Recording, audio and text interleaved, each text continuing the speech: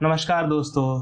तो जैसा कि अप्रैल का महीना अब चालू हो गया है और आप सभी को मालूम है कि अब कैसे गवर्नमेंट हमारी बत्ती बनाने वाली है, मतलब हमसे 30% टैक्स वसूलने वाली है और टीडीएस भी। तो अप्रैल का महीना स्टार्ट होते ही गवर्नमेंट का जो ये बजट में उन्होंने बताया था कि 30% टैक्स है और टीडीएस है, वो अब लागू हो जाएगा। तो जिन्होंने भी 1 अप्रैल के पहले अपने क्रिप्टो को नहीं बेचा हुआ है, स्वागत है आपका। अब आपको टैक्स भरना पड़ेगा। तो मैंने भी नहीं बेचा है क्योंकि मतलब क्यों बेचना है, मुझे तो खरीदना ही था, मुझे तो ट्रेड करना ही है, तो बेच के क्या मतलब, थोड़े से पैसे बचा लूंगा मैं।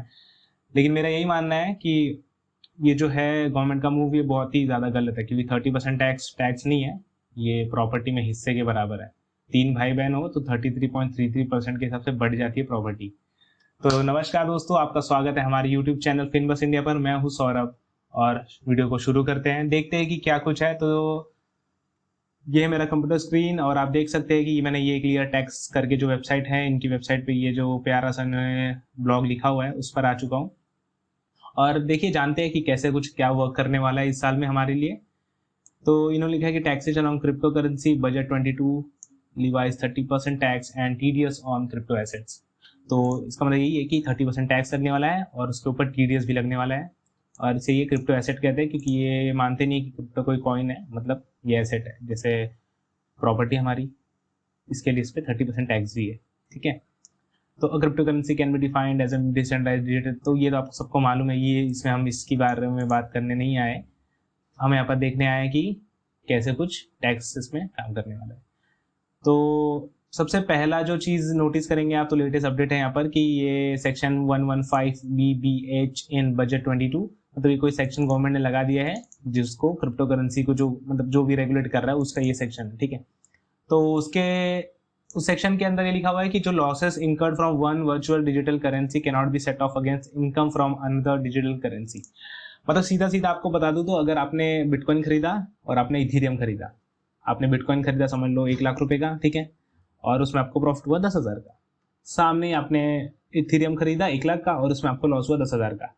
तो ये प्रॉफिट 10,000 का, वो लॉस 10,000 का, आप इसको सेट ऑफ नहीं कर सकते। मतलब ऐसा नहीं कि इधर से प्रॉफिट आया था इधर से लॉस आया था, जैसे बिजनेस में होता है। बिजनेस इनकम में दिखा दिया जाता है कि एक जगह से मुझे प्रॉफिट आ रहा है, दूसरे किसी इनकम सोर्स से मुझे लॉस हो रहा था, तो सेट ऑफ होके अपने को जो टैक्स आता है वो भरना पड़ता है। मतलब समझ लो कि मेरे को 10,000 का प्रॉफिट हुआ और सामने 5,000 का लॉस हुआ, तो मुझे 5,000 पे टैक्स भरना पड़ता है, मैं वो सेट ऑफ कर लेता। लेकिन गवर्नमेंट इसमें ऐसा कुछ भी हमें क्या बोलते हैं, दे रहा नहीं है, स्कोप नहीं दे रहा है कि हम अपने लॉस को सेट ऑफ कर सके।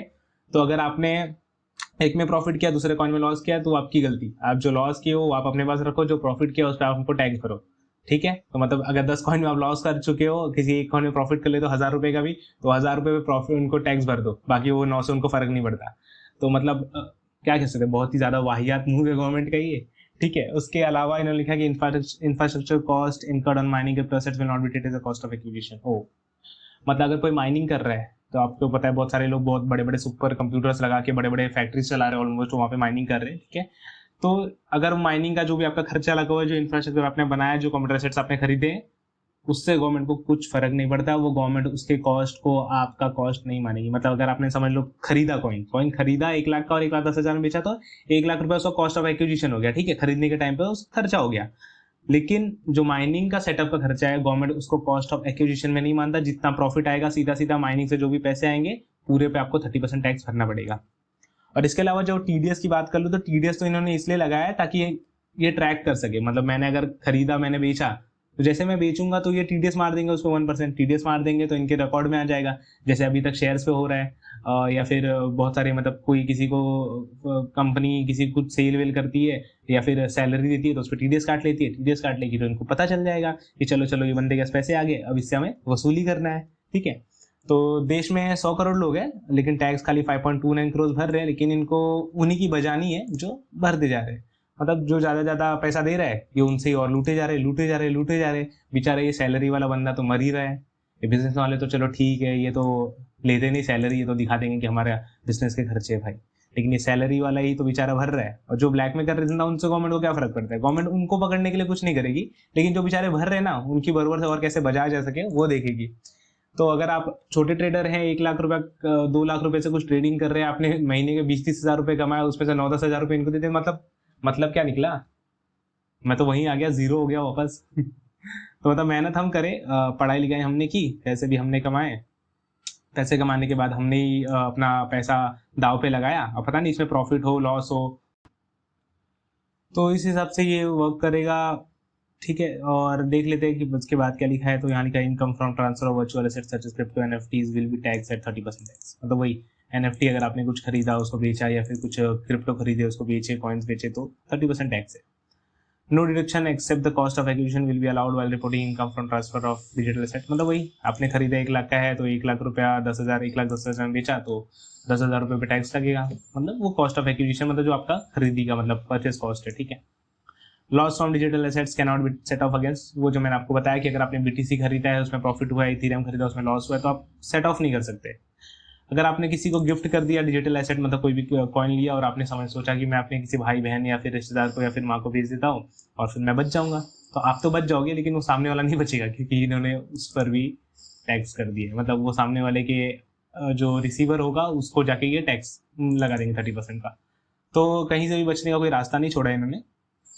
उसके अलावा देखते हैं कि ये लीगैलिटी, हाँ तो लीगैलिटी मतलब लीगल नहीं किया है अब तक इसे, अभी तक मानते नहीं कि नहीं क्रिप्टो करेंसी आप ले लो, लेकिन हम टैक्स मारेंगे। डबल गेम खेल रहे गवर्नमेंट। ठीक है, इसके अलावा ये तो classification of nature of crypto, मतलब अगर आप इसको शॉर्ट टर्म ट्रेड करते हैं और बार बार फ्रीक्वेंट बेसिस पे करते हैं तो गवर्नमेंट इसको बिजनेस इनकम बना लेगा और उस पर जीएसटी भी आपको मार देगा। मतलब 30% तो ठीक है, ये 28% वाला जीएसटी मारेगा, 18% वाला नहीं मारेगा। इनका जो सबसे ज्यादा है ये सबसे ज्यादा लेंगे हमसे। ठीक है, क्योंकि हम दे रहे हैं, ये लेंगे हमारी।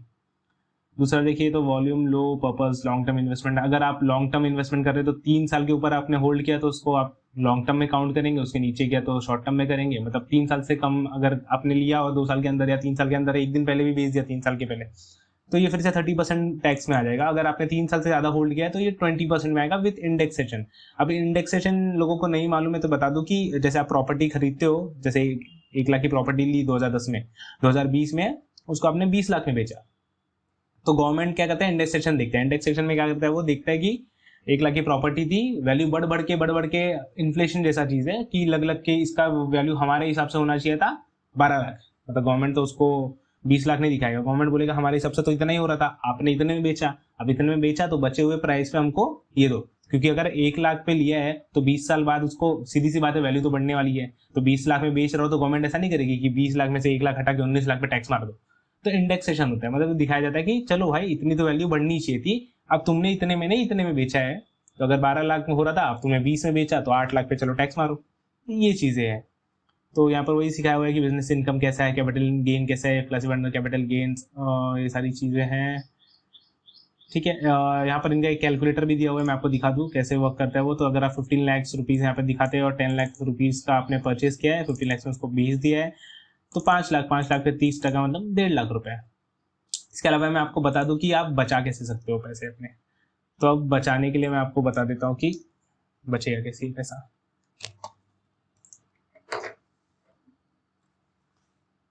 तो सबसे पहला तो आपको क्या करना है कि स्कैल्पिंग को रिड्यूस करना है।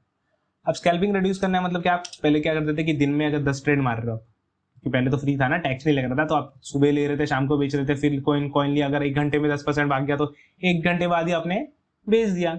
तो ये चीजें आपको बंद करनी पड़ेंगी, सीधी सी बात। दूसरा मैं आपको बता दूं तो आपको एक चीज करना है कि ये जो बार बार आप बेचोगे ना तो उससे आपका टीडीएस कटेगा। ठीक है, तो टीडीएस 1% कटेगा, आपका कैपिटल भी रिड्यूस होता जाएगा। तो आपको ये चीजें भी अवॉइड करनी है क्योंकि आपको नहीं करना है। ठीक है, टीडीएस आपका बार बार कटेगा तो आपको ही प्रॉब्लम होगी, आपका कैपिटल कम होता जाएगा, आप ट्रेड कैसे करोगे, आपको कुछ खरीद के रखना कैसे लोगे। ठीक है, लॉन्ग टर्म होल्डिंग पे थोड़ा ज्यादा ध्यान दो। लॉन्ग टर्म होल्ड करोगे तो ऐसा होगा कि आपका 20% तक, 3 साल तो आपने रख लिया तो 20% हो जाएगा। और अगर 3 साल से कम भी रखा तो टाइम है ना, फिर 2-2.5 साल का टाइम मिलेगा, तब जो वैल्यू होगी ज्यादा वैल्यू होगी। 1 साल के मतलब अगर 2 महीने में बेच रहे हो तो वैल्यू कितनी होगी, और 1 साल बाद बेचोगे तो वैल्यू कितनी होगी, या 2 साल बाद बेचोगे तो वैल्यू कितनी होगी, तो वैल्यू बढ़ जाएगी ना, सीधी सी बात है। तो वैल्यू बढ़ जाएगी तो उसको हम बेच देंगे, तब हम 30% भर भी पाएंगे। अभी तो अपने पास पैसा नहीं है भाई भरने के। उसके अलावा बात करें तो स्टेकिंग वगैरह आप करिए, स्टेकिंग करेंगे तो आपको एपीआई मिलेगा, एपीवाई मिलेगा। उसके अलावा आपको जो स्टेकिंग के बाद कॉइन्स मिलते हैं, स्टेक करोगे तो आपको कॉइन्स भी देती है कंपनीज, तो उस पर आप ध्यान दोगे तो ज्यादा अच्छा है। उसके अलावा मैं आपको अब बता दूं कि अब हमको बचाना कैसे है। अब चोरी करना नहीं बोलूंगा मैं, टैक्स चोरी नहीं कर रहे हैं हम टैक्स बचा रहे हैं, हम लोग गरीब लोग हैं, हम चोरी नहीं करते। चोरी बड़े लोग करते, 9,000 करोड़ लोग के भाग जाते माल्या जैसे, और गवर्नमेंट क्या है ना, उनको पकड़ नहीं रही। वो 9,000 करोड़ लेके आएगी ना, तो शायद वो जितना साल का हम टैक्स भर रहे हो वो उधर से एक ही बंदे से रिकवर हो जाएगा, एक साल टैक्स नहीं भरना पड़ेगा। तो उनको पकड़ो ना, हमें क्यों पकड़ रहे हो?